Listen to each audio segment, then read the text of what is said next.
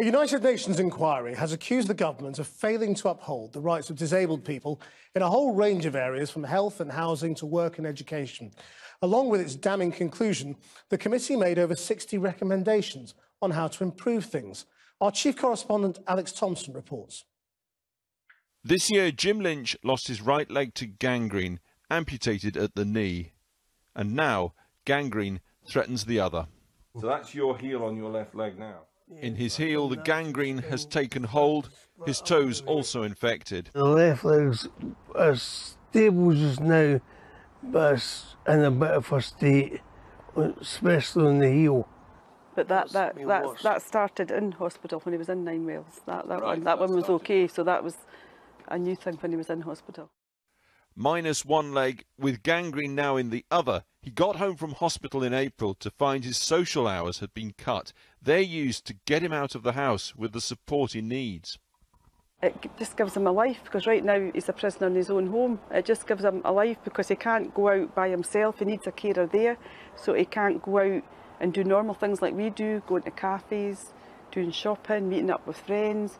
Unless they provide a carer to take him out, he's a prisoner in his own home.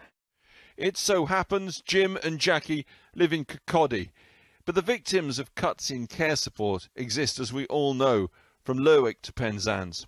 The UN says the Westminster Parliament has the final obligation to meet disability rights across the UK, and it isn't doing it.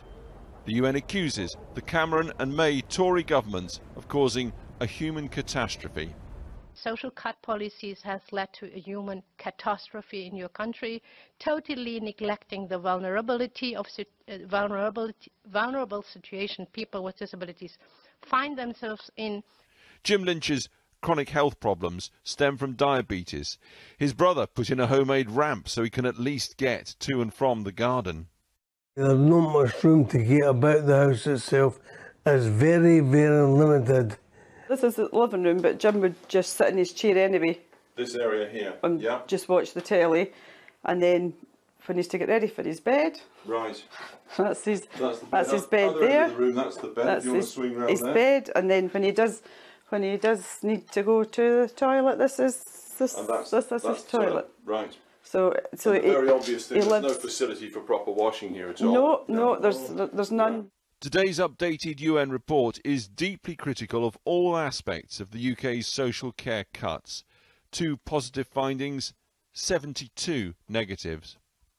Among concerns raised by the UN committee are the impact of austerity measures, the negative impact on the standard of living of persons with disabilities, and the tightening of eligibility criteria for disabled people when it comes to benefits. Like tens of thousands of disabled people and carers across these islands, Jim and Jackie just want their needs met and no more. It's mental health, it's the depression. He's got enough with his ill health without sitting in there festering, and that's what's happening day in, day out. It's not a life and it's not fair. Fife Council declined to comment on the issue of social hours provision, but said we are working to identify the most suitable housing solution to meet his long-term needs. His few vital hours of social support do allow transport and help to arrive so Jim can get out and go to the gym. Time at Kirkcaldy Leisure Centre working out, vital for mental as well as physical health. It's a few precious hours out of a house which has become a prison, and that's helping him, he says, keep depression at bay. And he's keen to stress there are thousands of people up and down the UK in exactly the same position who, because their hours have been cut, are less and less able to get out, get some independence and look after themselves. We came to Kirkcaldy, we could have come anywhere. Jim's grinding struggle, one of so many in a UK which the UN says is failing the human rights of its disabled citizens. Alex Thompson, Channel 4 News, Fife.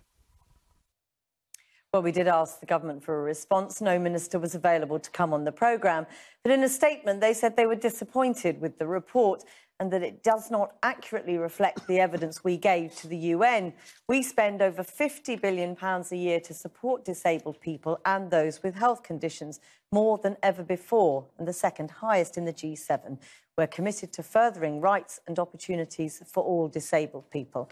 And they said 600,000 disabled people had moved into work over the last 4 years. Well, I'm joined now by Jared O'Mara, the newly elected Labour MP for Sheffield Hallam, who has cerebral palsy. Jared O'Mara, it's a damning report, lack of facilities, people being kept isolated and excluded effectively from taking part in society. Do you recognise that? Absolutely, absolutely. The report is actually 17 pages long and it's very concise at that, but it's very damning in the things it says that the government aren't doing.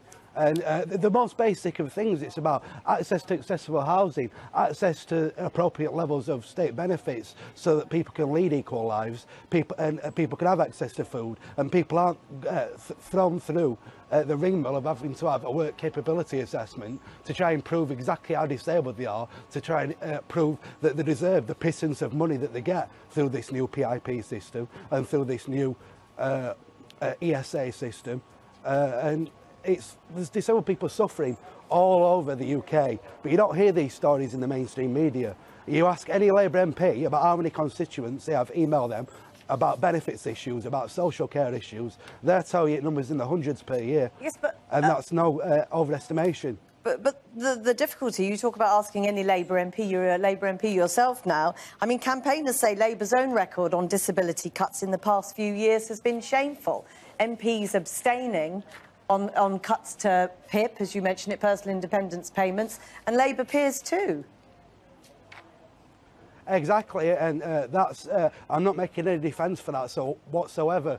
And it's time now for things to change. And our last manifesto was great, and we talked about ending austerity and putting loads of investment into areas like the welfare state and public services and the NHS. And we need to move forward with that now. And the next manifesto, we've got to talk about increasing disabled people's rights even more. And I'm here now in Parliament, and I intend to work towards that goal, and I intend to work towards a better manifesto. The government say that they spend £50 billion a year at the moment, more than ever before.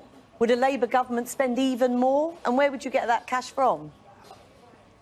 I certainly hope so, and if you want to know where this magic money tree is, as the soundbite that the Conservatives use, well, quite simply, it's in tax evasion woods and it's in tax avoidance forest. There's loads of money. We've got a GDP, according to IMF in 2016, of 2.69 billion. That's more than Spain and Australia's GDPs combined, more than twice the GDP of Russia. We've got loads of money in the world, loads of money. Yeah. Sorry to cut across you, I'm going to have to... 50 billion, it's a drop in the ocean when there's 1 in 4 people have a disability. Thank you very much.